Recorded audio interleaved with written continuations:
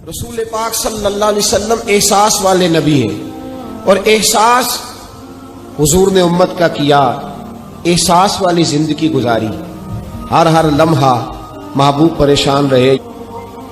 نبی پاک صلی اللہ تعالی علیہ وسلم کی حدیث اور روایت کرتے ہیں حضرت سلمان فارسی رضی اللہ تعالیٰ عنہ، اور ساتھ ہیں سیدنا بلال حبشی رضی اللہ تعالیٰ عنہ۔ فرماتے ہیں ہم نہ گھر سے نکلے، حضور نے فرمایا ذرا جلدی چلو، ایک ضروری کام ہے۔ فرماتے ہیں بڑی تیزی کے ساتھ آج روٹین سے ہٹ کر محبوب نے تیز تیز قدم مبارک اٹھائے، تیز تیز، اور فرماتے ہیں ایک گلی ہم نے کراس کی، دوسری گلی میں جو پہنچے تو پھٹے پرانے کپڑے، سادی سی بی بی، اور حالت بتاتی تھی کہ بیچاری کسی غریب گھر کی ہے۔ وہ سڑک پہ کھڑی تھی اور رو رہی تھی۔ میرے کریم رسول نے فرمایا بلال اسے پوچھو کیا مسئلہ ہے، کیوں روتی ہے؟ تو حضرت سلمان عرض کرتے ہیں میں نے کہا حضور میں پوچھ لیتا ہوں، آپ جائیے، کام بڑا ضروری ہے جو نکلیں، میں معلومات کرتا ہوں۔ تو محبوب نے فرمایا نہیں، اس کے آنسو پوچھنے سے ضروری کوئی کام بھی نہیں، پہلے اس کی داد رسی ہوگی، اسے پہلے پوچھا جائے گا۔ روتے نہیں رہتے لوگ گھروں میں، لوگ گزر نہیں جاتے چپ کر کے؟ کتنے لوگ تڑپتے، کون احساس کرتا ہے؟ نبی پاک سید عالم صلی اللہ علیہ وسلم رکے اور اس خاتون سے پوچھا کیا بات ہے؟ اس نے کہا کہ بات کوئی بھی نہیں، میرا ایک ہی موٹا سا مسئلہ ہے۔ کہا وہ کیا؟ کہنے لگی میں غریب ہوں، اور غریبی بذات خود بہت بڑا گناہ ہوتی ہے، لوگ بڑا جرم سمجھتے ہیں اس کو بذات خود۔ میں نے شروع میں کہا نا کہ مذہبی سٹیج کی بھی صدارت غریب آدمی نہیں کر سکتا، کیونکہ غریب جو ہوا جد کول دتھی ہونی انہیں نیڑے بہنا ہے نا جی، جد کول نہیں انہیں تو پیچھے جا کے بہنا اینڈ تے کول کیڑا دتھی ہے۔ اس سٹیج پہ بھی غریب آدمی کی صدارت نہیں ممکن ہو ہی نہیں سکتا۔ میرے رسول پاک سید عالم صلی اللہ تعالی علیہ وآلہ وسلم نے فرمایا پہلے اسے پوچھو کیا مسئلہ ہے۔ وہ کہنے لگی میں غریب ہوں، بوڑھی ہو گئی ہوں، ساری زندگی غلامی میں گزاری ہے، تیل لینے آئی تھی 5 دینار کا، بوتل میں تیل بھروایا ہے، اور اب بوڑھی ہوں نا تو کمر درد کرتی ہے، پیر پیچھے موڑا ہے تو میں گری ہوں، تیل زمین پی گئی ہے، اب زمین تو واپس نہیں کرتی، لیکن واپس جاؤں گی تو ایک یہودی عورت کی ملازمہ ہوں، وہ درے سے مارے گی، کھال ادھیڑ دے گی، میں بڑی پریشان ہوں، اب نہیں مار کھائی جاتی، ہڈیاں بوڑھی ہیں، قربان جاؤں۔ حضرت بلال کو حضور نے حکم دیا، فرمایا دوڑ کے گھر جا 5 دینار لا۔ فرماتے ہیں 5 دینار لائے، تیل خرید کے دیا، وہ پھر رونے لگی۔ فرمایا آپ کیوں روتی ہے؟ اس نے کہا بتایا نا غریب ہوں، غریب کا جرم کوئی نہیں ہوتا، لیکن پیس دیا جاتا ہے، پھر بھی مار تو اب بھی پڑے گی، اب کیوں پڑے گی؟ اور اس کرنے لگی محبوبہ مار اس لیے پڑے گی کہ دیر سے کیوں آئی ہے۔ تو میرے کریم رسول اور وہ بی بی حضور ابھی آئے ہیں مدینہ طیبہ، امام یوسف صالحی فرماتے ابھی آئے تھے حضور، سبل الہدی والرشاد کے مصنف کہتے ابھی آئے تھے نبی پاک، وہ جانتی بھی نہیں تھی۔ تو سید عالم صلی اللہ تعالی علیہ وسلم نے فرمایا اچھا مار پڑے گی؟ کہا ہاں۔ او بھائی کونسلر جو کل آپ کو کہہ رہا تھا نا میں آپ کا خادم ہوں، کونسلر بے گناہ، بلکہ ہمارے SHO صاحب اگر چودھری پہ پرچہ آ جائے تو اس کو ٹیلی فون کر کے پوچھتے ہیں صاحب جی تہاڈے خلاف درخواست آئی ہے، کی کرنا ہے؟ تو غریب آدمی بیچارہ، اس کی غلطی یہ تھی کہ وہ غریب تھا تو اس نے ریڑھی لگا لی چوک میں، اس کو دبوچ کے لے گئے، تینوں پتہ نہیں ایتھے نہیں کھلوئی دا، تو اس کے پاس کل انویسٹمنٹ ہی 5000 تھی، سارا لے گئے۔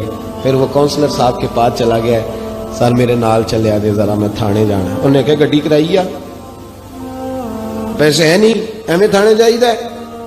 اب وہ گاڑی لایا ہے، پتہ نہیں کہاں سے لایا ہے، تھانے پہنچا ہے، اور یہ ہے ہمارا حال کہ وہ SHO بھی بیٹھا ہے کرسی پہ اور کونسلر بھی کرسی پہ بیٹھا، اور وہ غریب پیروں میں بیٹھا ہے اور ہاتھ باندھ کے کہہ رہا میری ریڑھی دے چھڈو، میریاں 4 دھیاں نے تو میں شامی کھانا کھڑنا ہے۔ کدھر گیا امت کا وہ ذوق؟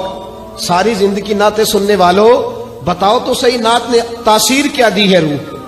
اگر ابھی بھی گھاڑی غریب کے پاس کھڑی نہیں ہوتی تو پھر کیا اثر ہوا ساری زندگی نعت سننے کا؟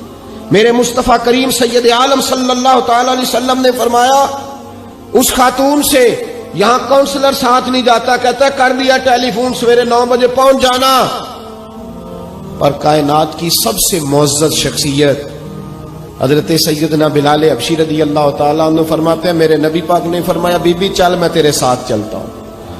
گویا اللہ کی ساری رحمتیں اس کے ساتھ ساتھ چلنے لگی.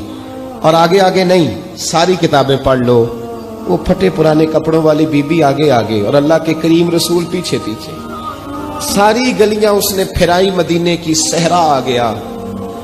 ایک دروازے پہ دستک دی سے مالکن آئی. وہ بی بی بعد میں کہتی ہے میں بھی بڑی ڈاڈی تھی، طاقت ہی نہیں تھی میرے سامنے کو کھڑا ہو سکے، لیکن جب میں باہر نکلی تو میں نے نور کے حالے میں لپٹی ہوئی ایک عظیم ہستی کو دیکھا. فرماتے محبوب کے گورے چٹے رنگ کے اوپر کالی زلفیں اور محبوب پاک کی مقدس آنکھیں جب تک بات کرتے رہے نظریں زمین پہ جھکی رہی. شرم و حیا والے رسول نے بڑے میٹھے، بڑے دھیمے، بڑے خوبصورت لہجے میں کہا. بریلی کے امام فرماتے ہیں نیچی نظروں کی شرم و حیا پہ درود. بڑے دھیمے لہجے میں فرمایا تیری نوکرانی ہے تیری. عورت کہتی ہے میں تو حضور کے جلووں میں محو ہو گئی کہ سادگی میں اتنا حسن میں نے دیکھا ہی نہیں، تیری نوکرانی ہے. کہا تو میرے محبوب نے فرمایا بیچاری کی غلطی کوئی نہیں، اسے مارنا نا، اس سے تیل گر گیا تھا، نیا خریدتے دیر ہو گئی، رو رہی تھی تو میں سفارش کرنے آیا ہوں. وہ خاتون کہتی ہے کسی کی نہیں مانی تھی، پر محبوب کے جملوں میں تاثیر اتنی تھی ککھ سواد نہیں مشری اندر اساں کھنڈا می چکھ ڈٹھیاں انہاں ساریاں شہواں نالوں گلاں سجن دیاں مٹھیاں. فرماتے ہیں نبی پاک صلی اللہ تعالی علیہ وآلہ وسلم نے فرمایا کچھ نہ کہنا. کہنے لگی نہیں کہتی، میرا وعدہ رہا کچھ نہیں کہوں گی. اب میرے حبیب نے پھر نظر اٹھائی اور اس غریبنی کی طرف دیکھا اور فرمایا تو اگر کہے تو میں جاؤں، تو اگر کہے تو میں خود بھیک دے خود ہی کہے منگتے کا بھلا ہو، تو اگر کہے تو میں جاؤں. اس نے خراج پیش کیا تو چند آنسو گرائے. کہنے لگی محبوبہ جیسے بندہ نوازی. حضور نے رخ پھیرا. حضرت بلال کہتے میں پیچھے رہ گیا تو وہ دونوں بیبیاں دوڑ کے میرے پاس آئی. کہنے لگی بتا تو صحیح ہے کون، یہ بتا تو صحیح کون تھے. تو حضرت بلال کہنے لگی تم نہیں جانتے. جناب بلال فرمانے لگے یہی تو ہیں جنہیں اللہ نے سچا رسول بنا کے بھیجا ہے. بیبیاں دوڑ کے آئی. کہنے لگی محبوبہ دروازے تک آئے ہو تو خالی تو نہ لوٹاؤ، مہربانی فرماؤ ہمیں بھی کلمہ پڑھا دو. بھائی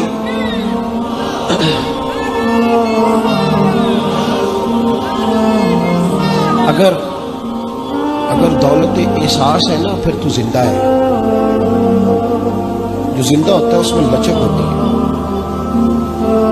جو مر جاتا ہے وہ اکڑ جاتا ہے. اگر زندگی ہے تو پھر احساس ہونا چاہیے. اگر تیرے اندر زندگی ہے تو پھر احساس ہے، اور اگر تیرے اندر احساس نہیں رہا نا تو پھر زندگی